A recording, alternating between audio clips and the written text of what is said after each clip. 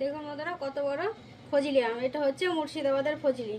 দেখেন কত বড়, একটার ওয়েট 750-800 হবে। এটা আমি কেটে নেব।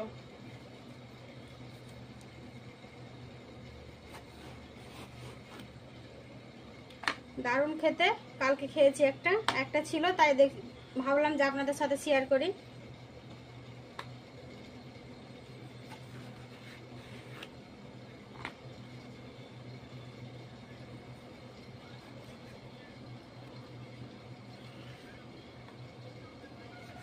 দেখেন কত বড় বড় পিসগুলো।